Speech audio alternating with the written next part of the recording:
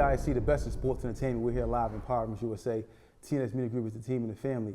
I got my guy here with me today, Dan the Problem Brown. You know, he isn't professional as of yet, but he's climbing up the rankings.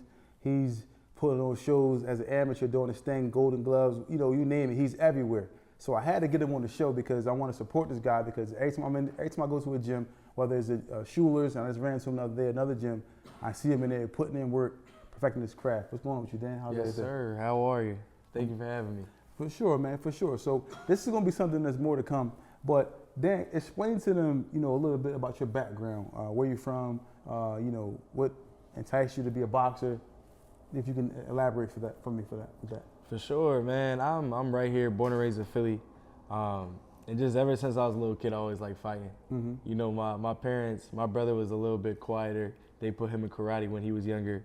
But they always thought that if they put me in some type of sport like that, that I'd end up using it to fight people instead of protect myself. Okay. But when I got older, me and my friends, we would be sparring in the backyard, and you know what I'm saying? So I was just like, man, I'm only getting older. Mm-hmm. So I either make the most out of it now, or you just lose forever. I didn't want to get older and just always wonder and wish like what I could have been. Exactly. You know, so when I was 21, first came to the gym, started boxing, and the rest is history.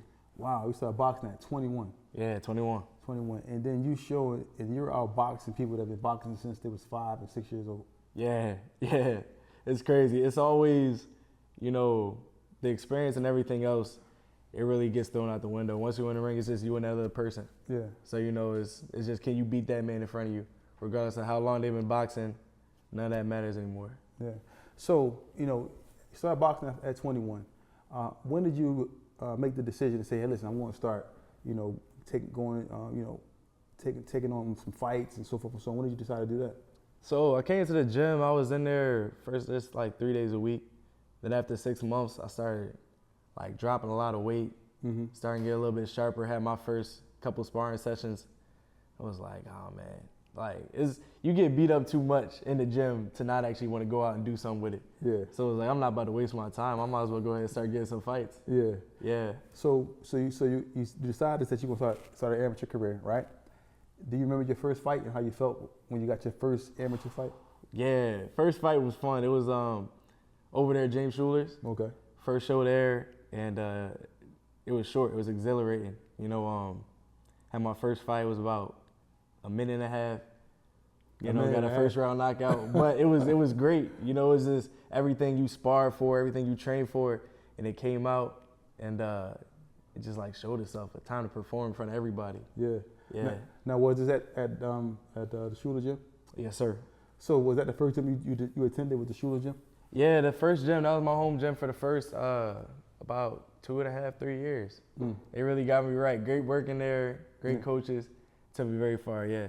Shout out to Buster, man. Buster, man, I got to get with you, Buster. But so now, you take your amateur, you know, career, get your first fight. So how many fights did you have in your first year as an amateur? First year as an amateur, I had about 15 fights, 10, 15 fights, yeah. Yeah, and was they all in Philadelphia, or were you just moving around? So my first 10 fights were in Philadelphia. Mm-hmm. The goal was they had Golden Gloves coming up, and I wanted to do that open class for my first tournament. So in amateurs, to be open class just means you can fight anybody from 10 fights to 300, you know. You have to have 10 fights. Okay. So our goal was just, we took from about that summer to December, when you had to register for the Golden Gloves, we had 10 fights. So some weeks we were having 3-4 fights in that month. You know, so every weekend you just right back out, fighting at this show, that show. Anywhere in PA, anywhere in Jersey, we're just going around getting as many fights as we could. Okay, so now you're amateur. Your name is buzzing. I heard the likes of different, you know, promoters trying to fight over you. Like I heard like, you know, Golden Boy, all these names like this is reaching out, trying to, you know, figure out who's Dan Brown is, and, you know, or they're watching you, putting in work. How does that feel to have those eyes on you, people just checking you out, just looking for you, looking for what you're doing? How does that feel? It's it really, I feel blessed. You know, it's everybody has whatever hand they were dealt, you know, so, and the goal is just to make the most out of it. I feel like every person has a certain thing that God's gifted them with or have given them. And it's up to us to be diligent with what God gave us. So, you know, it's like, all right, if this is the level that I'm at, I just got to keep working to see if I can become that world-class level. Exactly. So now, like I said, all the eyes is on you. You know, you're fighting, and, you know, the crowd is getting bigger that you're fighting. These arenas are getting big. Now, have you fought outside of the country as well? Not outside the country. I've had a international fight down there. They brought the people from other countries here. Had some fights in Colorado, sparring different people from Australia and where else they had, Brazil, things like that. Okay. But that'd be the next step, getting out the country. Yeah. So now also now you're fighting these different faces, you know, different people from all around the world. In your travels, have you? I'm gonna ask you this question: who's your favorite boxer? Who do you pattern your style after? Who do you think is like the person that you emulate the most, or someone that you look and take their tricks and things that they use? Yeah, I gotta give you. I'll give you three. My all-time favorite boxer is Sugar Ray Leonard. Okay. Somebody who I watch a lot just to really learn boxing is I don't know, you might not know him. He's named Dwight Muhammad Kwawi. He was fought at 175 and then also went up to actually super heavyweight, cruiserweight, and super heavyweight. But he was a smaller guy, kind of similar to me, and I really liked his tenacity. Something similar to, you know, Mike Tyson, but I feel like a little slicker, in my opinion. Okay. All right, now, so that's two. So it was the third fight that you said that was. Of course, now, current guy, Terrence Crawford. Terrence Crawford? Yeah, he's like a multi-tool. He really can do everything. Yeah, exactly. Front foot, back foot, box you, take it to you, pressure fighter, defensive. You know, like, you can learn anything and everything from orthodox, southpaw. Yeah. Yeah, it's a one-stop shop. So have you met any of these fighters, or have you met any in your travels, have you met any fighter, a notable fighter that you met and said, oh, that's so-and-so? Oh, man. You know, to the different tournaments, we've met a couple, you know, like local guys, always excited to see them, whether it's Cool Boy Steph. Actually, our first Golden Gloves, he came up to the team and was sitting with us, talking to us, and just, it's amazing. Like, even though, you know, we know him as a world champion and everything else, he just with y'all, act like a regular person. It was great to meet him. Met Boots. You know, they got a lot of other guys here around, Khalil Cole and other people like that. But then getting older, they had Tim Witherspoon come out to a couple different fights. Bernard Hopkins, met him once. And then actually in Colorado, met Terrence Crawford. Oh, wow. Yeah. How was that? How was it? Amazing. You know, some of my favorite fighters like him, it's cool to see that they're so down to earth. Yeah. You know, he actually invited us to his home out there in Colorado. We over here having peace and playing ping pong in his house, you know, watching fights on the TV, playing games. So, and he never, even though he's, you know, undisputed world champion, just carried himself like he's a regular person, you know. So it was really awesome to see. Wow. And I'm assuming that was motivational to kind of meet somebody that you look up to, somebody that you put in your top three fighters of all time, to meet somebody like that, and then to actually, you know, meet him, and he's actually who you thought he was going to be, a good person. Yeah. Because some experiences don't even be like that. But I've heard that a lot about Terrence, that he's a, you know, real down to earth guy. Actually, I met him before in Vegas, and he was real cool. He came over, took pictures with everybody. You know, was real hospitable and everything. So same story, same experience you have, I had the same with him. Yeah. Now, you're amateur now. When you think you want to go pro? How soon? Looking 2026. 2026. 2026. Start a new year, man. First quarter, second quarter? First quarter. Get right into it. You try to get right into it. So you're currently a free agent. Yes. There's no promotional company right now. So this guy's a free agent. So, you know, got to check his story out. This guy's, you know, if you're watching and you know boxing, check him out.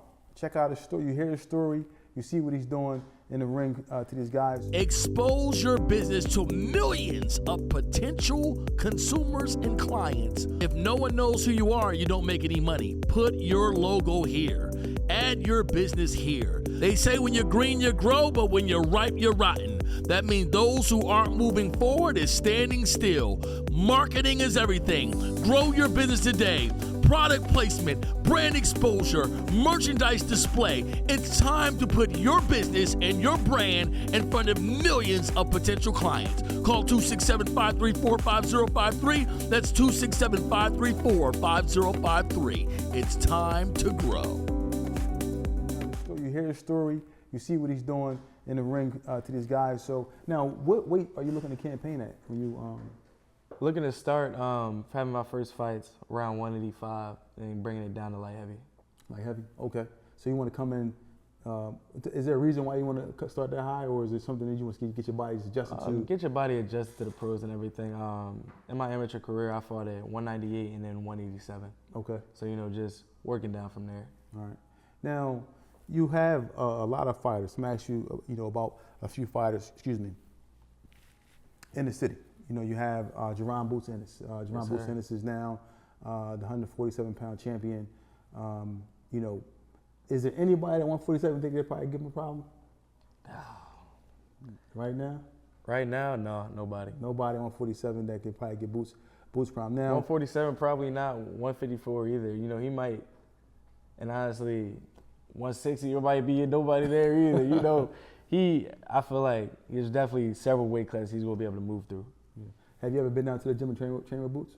Yeah, not side by side, but we've had a couple sessions of where we're both sparring, or he's there while I'm sparring, things like that. Mm-hmm. And one of the things that surprised me was just he's big. Yeah. You think of 147, you think of a small guy, mm-hmm. but looking right eye to eye with you. So, yeah.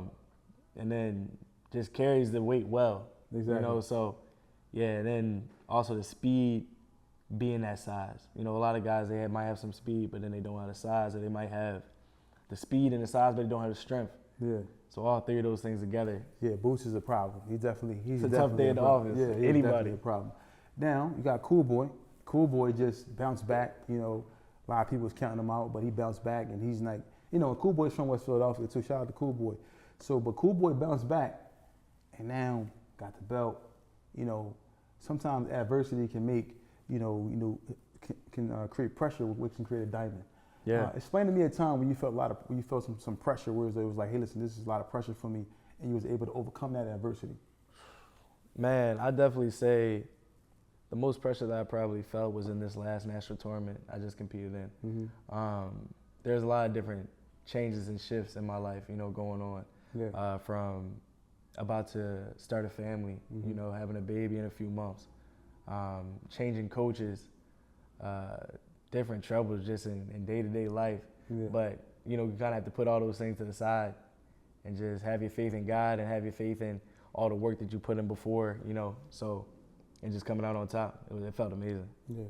So when the adversity of these different things came your way, so you said so what did you do? Like, what was something that you did that kind of like, this, I can remember this actual thing that I did, or whether it was praying, whatever it may have been.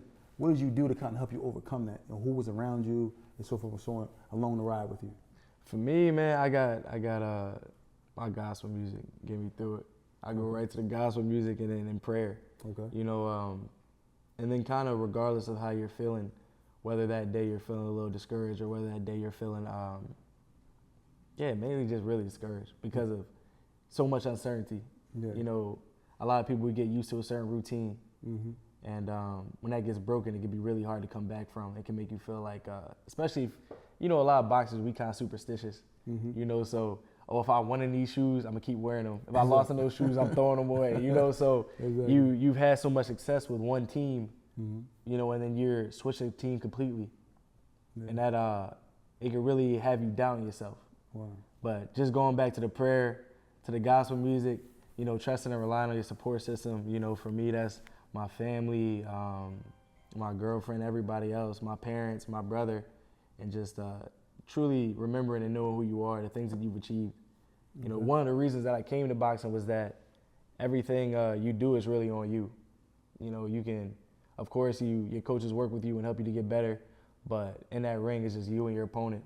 You know what I'm saying? So exactly. Having to remember what you've already done and that you belong where you're at, Yeah. And you mentioned that you switched trainers. So what comes into that decision? Without getting too deep into it, you've been with somebody, you had a lot of success, as you said, with a trainer. What comes into making that actual decision?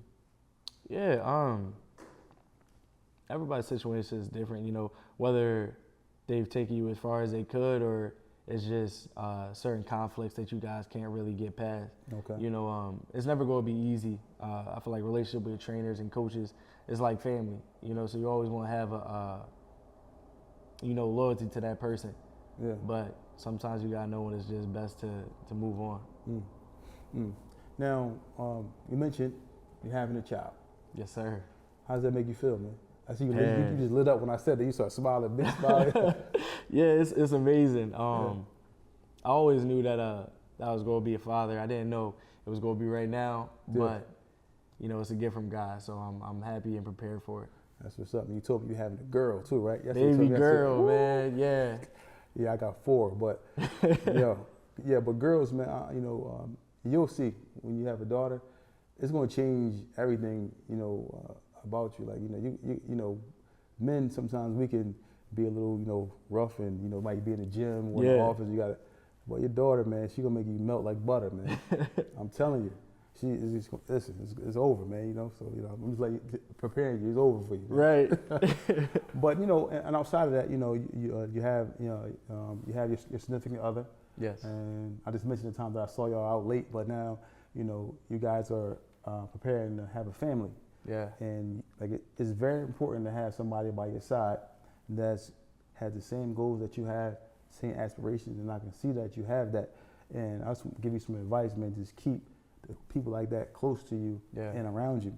And just give me your thoughts. How does that feel for you to have someone that's in your corner, someone that's supporting you, someone that's got your back? How does that feel? I feel my parents always taught me. My parents have been married for 41 years now. Mm-hmm. So like I've always grew up with that, and they've always really shown me the importance of your spouse and your partner. Mm-hmm. Like having a real partnership with that person, like you said. And it's been great. There's always other relationships where you're like it could really be a drawback or just distracting you from your goals. But with my girlfriend, it's always been great. So she's also a fighter herself. Wow. Very accomplished. You did tell me that, yeah. Yeah. Kayla Gomez, 18-time national champion, 10-time international gold medalist. So one of the beautiful things with that is just she understands the sacrifice that you have to make. Mm-hmm. So if you have to go work out late or if you have to sweat off some extra pounds, she's not gonna be like, oh, babe, what are you doing? Come back to bed. Yeah. She'll be like, no, go ahead out there. You know what I'm saying? Go do everything you need to do so that when you get in that ring, you could be successful how you should be, and just reminding you like who you are, what you've done. Like you're a champion. These guys don't got nothing on you. So it's great. And you mentioned to me yesterday, you said, she's trying to get right back. She tried to have the baby and get right back in the ring at the same time. Right back in the ring, yeah. If that is a fighter, I don't know what that is. Like she want to have the baby the same year and then fight in the same year? Same year, yeah. So we're looking at we're a few weeks away, about 37 weeks. So as soon as taking some time to heal, of course, making sure that the body is right, taking care of yourself. But right after that, getting right back to the ring, getting right back to work. All right, so your daughter, is going to see this interview one day. Yeah. So what's going to be her name before she's even born? What's her name? We got 2. Okay. So we're between Adelina and Gianna. Okay. Yeah. All right, so when you watch this video, I know they was undecided, but they're going to know what your name is going to be, either one of the 2. So, but where can we find you at? Where can people find you on Instagram? Find me on Instagram at Dan the Problem Brown. Okay. Dan the Problem Brown. Dan the Problem Brown. And listen, he's going to be on YouTube. He's going to be all over the place. I'm pretty sure you got highlights everywhere. Yes, sir. So he's getting knockouts. Tune in. Follow him on Instagram. Follow him on YouTube. Follow him on every platform, because this is the future of boxing. You heard it here first. It's TBISC, the best in sports entertainment. You need home care services for yourself, but you don't know where to begin. Please allow Mecca Care to help you. Call now, 215-644-8341.